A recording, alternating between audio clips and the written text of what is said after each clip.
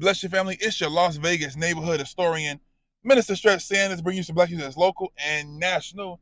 Y'all know I love the local. I'm gonna be doing a lot of local before I get to some of the national because I really want Black Las Vegas to really understand the true heritage we have before us. Y'all, we're gonna talk about the legendary Martin Luther King Jr. Parade. It is the largest parade in Nevada, and it's one of the largest parades in the country. It was one of the early first within the country Martin Luther King Jr. parades. Now you have them all over the country, but most of them was inspired by this one. This year we celebrated the 42nd annual Martin Luther King Jr. parade in Las Vegas. It was founded back in 1982 by the legendary Mr. Wendell P. Williams, who was our former state assemblyman. He's a community activist, historian, and he was the visionary behind the very first MLK parade. The parade started off on Jackson Street, y'all, right within the neighborhood. Some of these pictures and articles you are seeing are from the very first parade. I think he said they had about 15 entries. Y'all, this last parade we just had, it was over 100. I think at least more than 120 is what I counted. From the Divine Nine, from the Masons, the Eastern Stars, from Drumlines, you name them. And what's so unique, a lot of these same organizations that's in the groups today were also, in the parade today, were also part of the parade back in yesterday.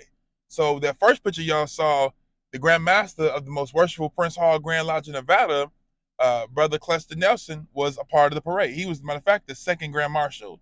So it's really cool to see that the parade has been able to capture some of the early original entries, as well as new organizations. You know, we see all type of colors, creeds, races, signs in this parade. It's become a hub with politicians, people who want to get in politics, people who are organizers. Everybody knows in January, the place to be is at the Martin Luther King Jr. Parade. As time went on, the parade expanded and it left the historic West Side and it moved downtown. And every year, thousands of people are downtown. And it's interesting because it's not just a parade, for those who don't know. They do a King Week celebration. Now they do a tech summit, they do a banquet, which is a black tie gala. They do and then they end off with the parade. So it's a bunch of things that lead up to it. They had grand marshals. I mean, anybody who's anybody has been a grand marshal within this parade. And again, y'all, it's historic. And it goes back to the whole Las Vegas don't have no culture. Las Vegas don't have no culture. But what about the parade? When we talk about no culture, can we mention the parade? That's the longest running event, or you could say event, you could say movement, situation that we have. 1982, y'all. Anybody who is anybody has been to that parade at least once.